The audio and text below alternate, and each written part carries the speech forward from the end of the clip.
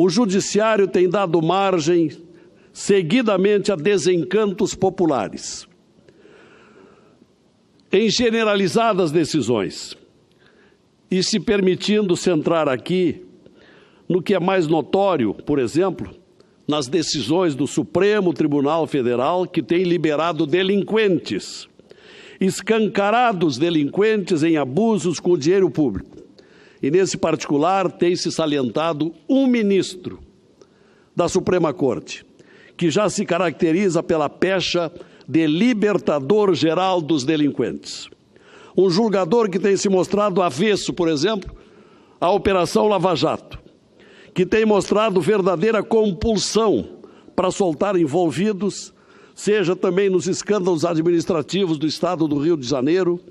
como no caso do chamado Barão dos Ônibus, de grande repercussão à época, seja na coleção de solturas de presos doleiros, como ainda aconteceu ontem,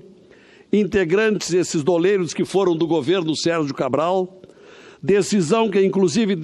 despertou a desconformidade do juiz federal Marcelo Bretas, que remeteu uma carta ao ministro afirmando que corrupção não pode ser vista como crime menor. Todos já perceberam que falo do ministro Gilmar Mendes, que até permite um cálculo, qual seja, em 20 dias, Sua Excelência soltou 19 presos, até a semana passada. Pois esse mesmo ministro, que foi presidente por 2 anos do Superior Tribunal Eleitoral até o ano passado, quando o Congresso Nacional aprovou uma lei pela realização do voto impresso no pleito de outubro próximo. Pois Gilmar Mendes, senhores senadores, desde o início da sua gestão no TSE, adotou um posicionamento contra aquela lei, a Lei 13.165 de 2015, uma lei, portanto, que já tem 3 anos, e não adotou providência concreta para instalar o processo preparatório para o voto impresso nas próximas eleições. Nesse meio tempo, fazendo um pouquinho de história, a senhora Procuradora-Geral da República ingressou em juízo, arguindo uma ação direta de inconstitucionalidade da lei do voto impresso, que obriga 100% das impressoras nas 600 mil urnas do Brasil. Pois não é que a relatoria do referido processo acabou recaindo nas mãos do mesmo ministro Gilmar Mendes, o mesmo Gilmar Mendes de posição pré-concebida e conhecida, contrária, desde o seu tempo de presidente do Superior Eleitoral? E nesta condição e encargo, o ministro até agora, ao menos, não se declarou impedido, conforme rege a boa ética do Judiciário. Gilmar Mendes vai julgar esse processo, também em causa própria, porque se houve omissão lá atrás, na época do eleitoral, se houve a hipótese viável da prevaricação, o envolvido era o próprio relator de agora, do projeto do voto impresso. Isto é muito estranho, para dizer pouco.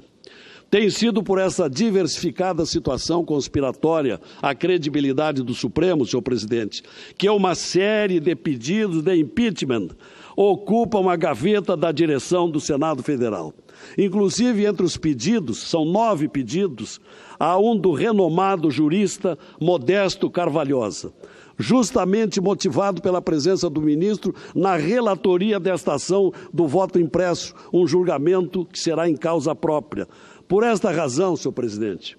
eu quero aqui fazer um apelo ao senhor presidente do Senado Federal,